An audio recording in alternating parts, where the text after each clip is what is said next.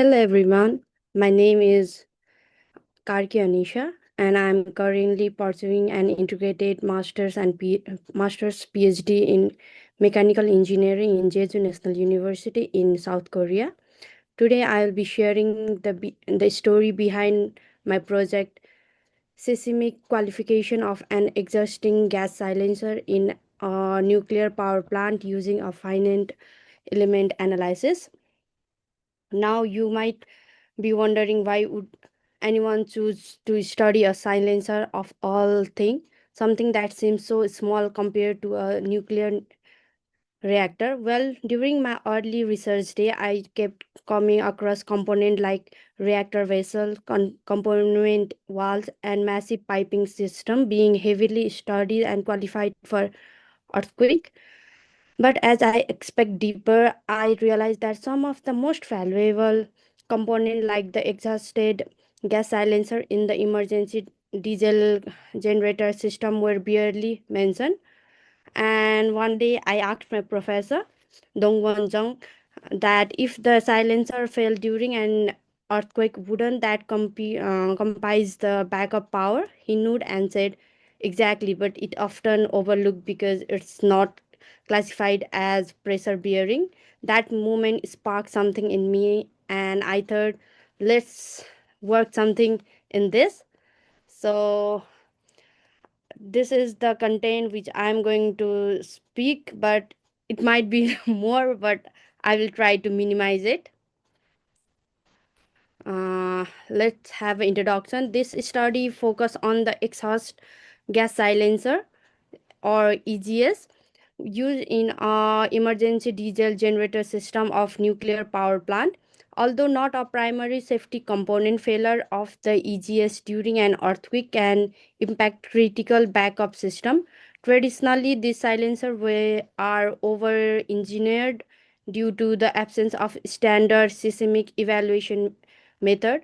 Our goal is to address this gap using a finite element analysis combined with code-based approach, ensuring the EGS meets seismic requirement without any excessive conservation.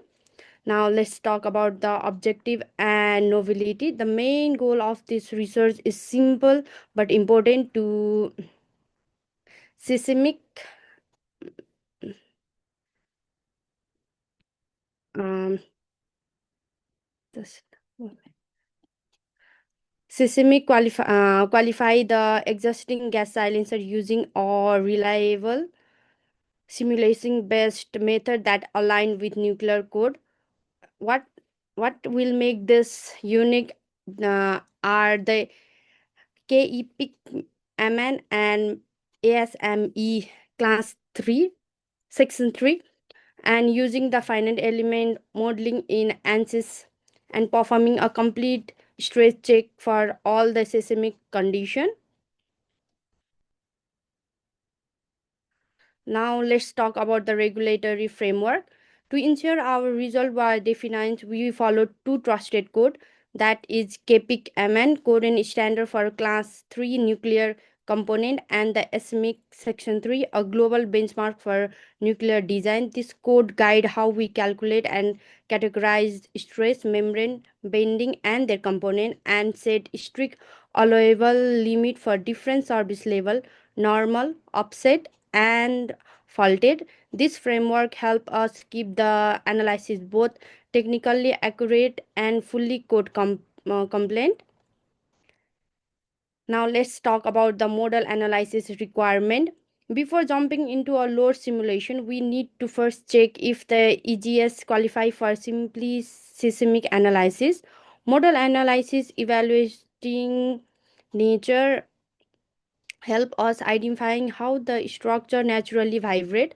According to the KPIC MN, if the first nature frequency is greater than 33 Hz, we can apply equivalent statics load instead of full time history analysis. That will save the time and resource. Our first nature frequency was 69.13 Hz, which will satisfy the code and which we were clear. This not only valid our method but confirm that the silencer rigidly under operational condition.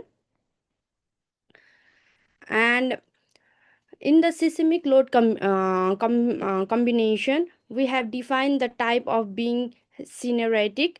Capic apex for I required the evaluation on the three condition, that is normal, offset, and faulted. Each of these include a different combination of date weight, thermal expansion, internal pressure, and a seismic effect. By covering all of these, we ensure the silencer is safe in both routine and extreme condition. In this slide, I will show how we define the seismic force.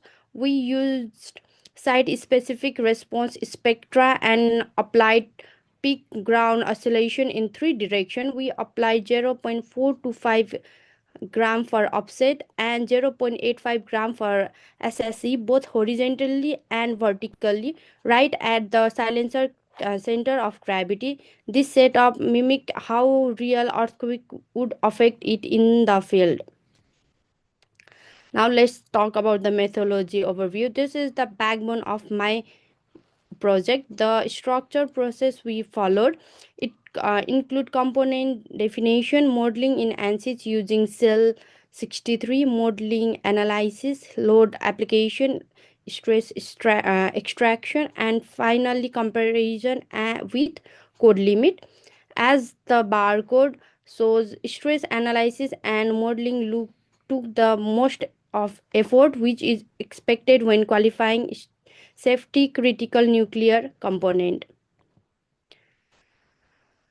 The silencer was modeling using ANSYS 12.1. We applied fixed support at the stressor and refined the mesh at high stress region like nozzle junction and refined zone. We choose cell 63 element as mentioned before because they effectively capture both membrane and bending stress in thin well structure like silencer. And in model analysis result, we compute the first six nature frequency all well over above 69 hertz. This confirms that the structure stiffness and the dynamic stability, there is no dangerous local vibration were observed, so the silencer behave more like a rigid body, which will justify using static analysis for the seismic load case. And in seismic load application, here we implement the actual seismic load cases. Load include date, weight, pressure, thermal, and operational effect, and plus the seismic oscillation. We use the SRSS method to combine the effect and standard damping ratio of 2% and 3% for OBE and SSE respectively. This will ensure a conservative yet accurate stress evaluation. And in stress evaluation method, it made our code requirement, which we evaluate for three cases as I mentioned before. These stress were extracted from critical area like saddle support and interaction. Then we compare them to allow limit in asemic and capic standard, which I have shown in a bar diagram also. In this table, stress summary table, it will show the peak value and how they compare with code limit. Even in the most extreme case, SSE, the maximum stress was 240.62 megapascal, still below the 243.12 megapascal, which is allowable. This will confirm that the EGF is safe and does not exceed code defined stress and their hold.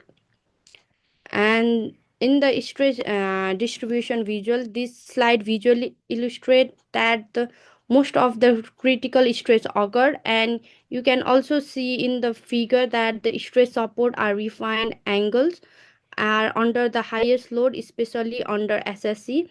This visual help us validate the stress pattern and confirm where the reinforcement are most effective. Now, now let's talk about the modeling assumption. As with any FEA, we made some modeling assumption to simplify the analysis. We use linear elastic model, no plasticity, no geometric contract, non-linearity, and fixed support assumed as sadness.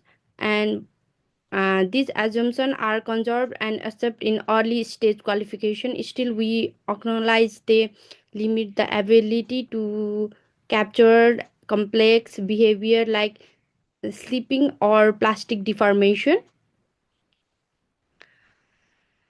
In the combined stress result, it is a critical zone.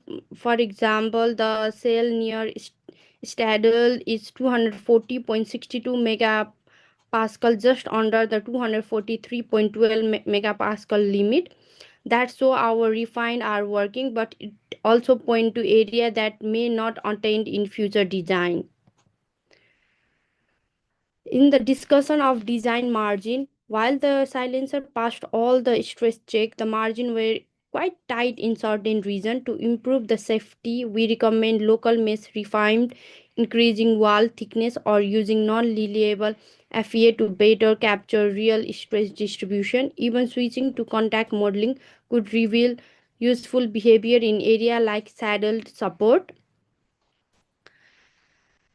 For recommendation for the future work, first using non-linear time history analysis to simulate more realistic earthquake effect, and second one is checking table testing for mode to validate our model data, and at third or at last we can fatigue life assessment to evaluate how the EGS hold up under the repeat loading.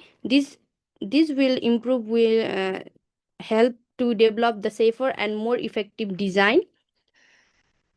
At last, so coming the full circle, what start with simple question about the silencer turn into a journey of rethinking structure safety.